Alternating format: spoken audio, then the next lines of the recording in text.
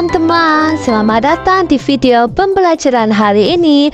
Pada kesempatan kali ini, kita akan membahas salah satu konsep penting dalam ekonomi makro, yaitu penawaran dan permintaan agregat. Selamat menyaksikan.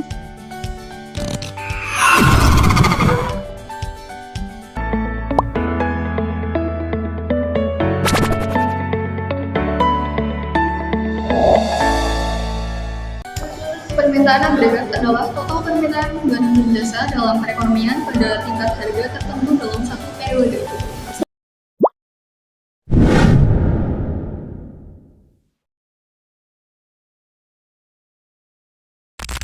Selanjutnya, hukum permintaan. Semakin rendah tingkat harga suatu barang akan semakin banyak barang tersebut yang diminta, dan sebaiknya semakin tinggi tingkat harga suatu barang akan semakin sedikit permintaan barang tersebut.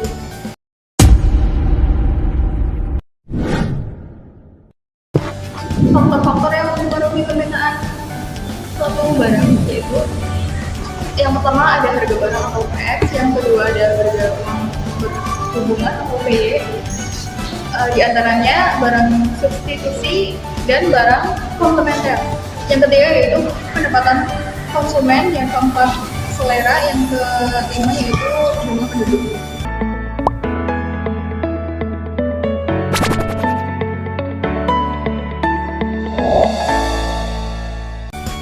Yang selanjutnya, penawaran agregat.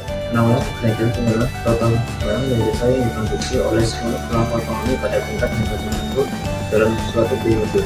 Faktor-faktor yang mempengaruhi pertama, biaya produksi upah bahan baku, yang kedua produktivitas tenaga kerja, yang ketiga teknologi, yang keempat kebijakan pemerintah, pajak, subsidi. Program penawaran agregat jangka pendek memiliki kelompok penawaran mikro naik ke kanan, jangka panjang vertikal karena perekonomian mencapai kapasitas penuh. Selanjutnya, keseimbangan agregat terjadi saat permintaan agregat dan penawaran agregat saling bertemu. Keseimbangan menemukan tingkat harga umum dan output masing.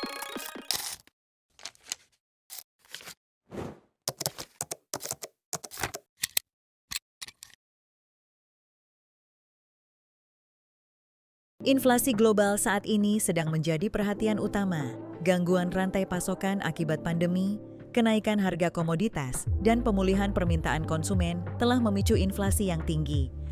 Untuk mengatasinya, banyak bank sentral menaikkan suku bunga. Namun, ini justru mengurangi daya beli kita dan investasi bisnis, sehingga permintaan agregat menurun. Di sisi lain, gangguan rantai pasokan dan biaya produksi yang meningkat membatasi penawaran agregat.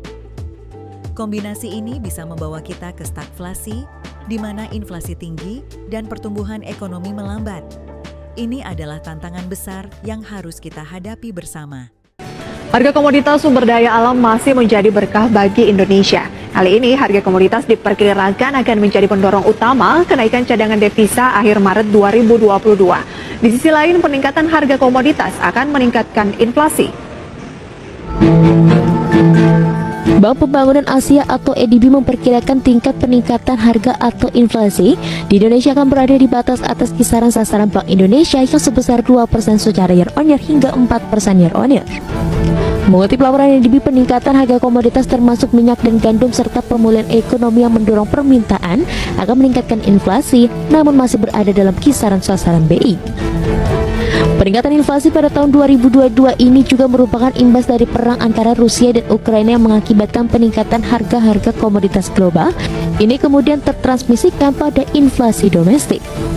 Lebih lanjut, ADB memperkirakan tingkat inflasi pada tahun 2023 akan berada di kisaran 3,0% year on year atau menurun dari perkiraan inflasi pada tahun ini. Penurunan inflasi ini seiring dengan kenaikan harga komoditas yang mulai mereda. Namun di sisi lain, kenaikan harga komoditas yang berimbas pada lonjakan harga komoditas telah memberikan tekanan pada perekonomian global termasuk Indonesia.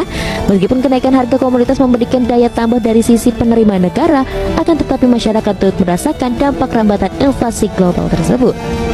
Berbagai sumber, IDX Channel. Bank of England meningkatkan suku bunga utamanya dalam upaya menahan inflasi tercepat dalam 3 dekade terakhir dengan sejumlah pembuat kebijakan secara tidak terduga tengah mencari respons yang lebih agresif terhadap kenaikan harga yang terjadi. Dilansir oleh Bloomberg, Komite Kebijakan Moneter memilih untuk menaikkan biaya pinjaman sebesar 25 basis poin menjadi 0,5%. Di mana sebanyak 4 dari panel 9 anggota mendorong peningkatan 50 basis poin yang belum pernah terjadi sebelumnya sejak Bank Sentral memperoleh kebebasan pada 1997. Selain itu, langkah tersebut juga mengantarkan era baru bagi Bank of England yang akan mulai melepas senilai 895 miliar pound sterling kepemilikan obligasi yang telah dikumpulkan selama dekade terakhir untuk meningkatkan pertumbuhan ekonomi negeri Ratu Elizabeth. Ketidakpastian geopolitik saat ini, seperti konflik di Ukraina, benar-benar mengguncang ekonomi global. Sanksi ekonomi dan gangguan perdagangan internasional memperburuk masalah rantai pasokan. Ini berdampak langsung pada permintaan agregat, kepercayaan konsumen, dan investor menurun, sehingga daya beli kita tertekan. Di sisi lain, gangguan perdagangan dan lonjakan harga energi mengganggu produksi dan distribusi barang. Akibatnya, kita menghadapi tantangan besar dalam menjaga stabilitas ekonomi.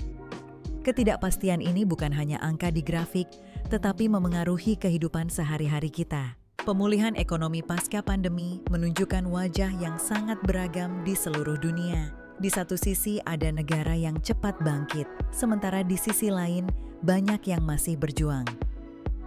Perubahan perilaku konsumen juga sangat mencolok. Kita lebih memilih belanja online dan mengutamakan produk lokal. Di tempat kerja, pola kerja hybrid menjadi norma baru, mengubah cara kita berkolaborasi. Semua ini berdampak pada permintaan dan penawaran agregat. Konsumsi yang meningkat di sektor digital, misalnya, berbanding terbalik dengan sektor-sektor tradisional yang masih lesu. Ini adalah tantangan sekaligus peluang yang harus kita hadapi bersama. Maret salah satunya karena peningkatan belanja modal.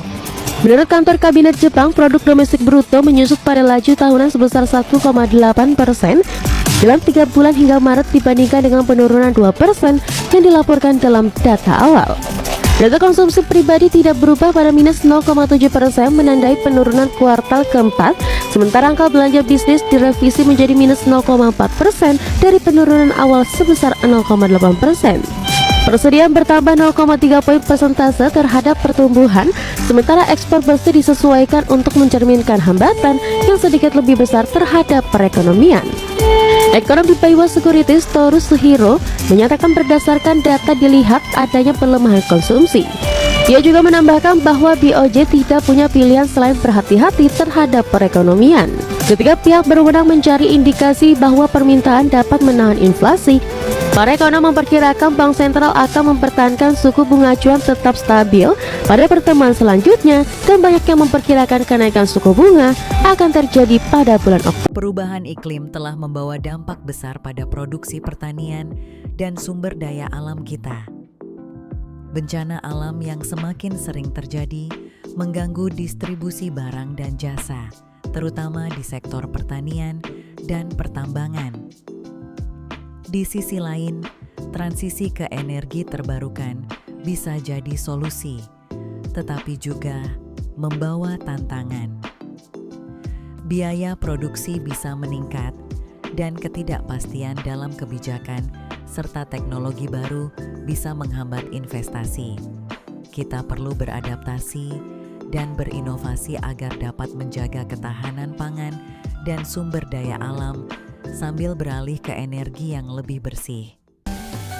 Perubahan iklim ini paling terdampak kalau begitu pertanian. Kalau kita baca-baca, itu banyak sekali intervensi, inovasi dari perguruan tinggi untuk sistem pertanian yang sekarang ini harus dilakukan. Contoh misalnya, bagaimana petani itu menghemat air. Jadi sekarang banyak kali di online ada dijual misalnya sistem tetes itu, ya. Jadi tidak harus satu kebun dialirkan air. Perikanan contohnya, kan begitu ada gelombang atau yang itu tidak bisa diprediksi anginnya, sehingga nelayan kan nggak bisa ke laut. Kita selalu berinovasi. Sekarang itu banyak yang membuat kolam-kolam kolam di darat. Sampai Jepang tuh sampai ikan tuna dia pelihara di darat. Kan dia tidak tergantung kali dengan maka kita juga harus demikian kan. Harus ada bergerak ke sana, membuat alternatif apa yang sistem perikanan tuh kita dulu namanya perikanan darat kan. Memang kita pelihara bandeng kan. Tapi ini enggak ikan laut ini sebenarnya. udah arah ke sana. Mitigasi tentu perlu ya kan, tapi adaptasi yang penting.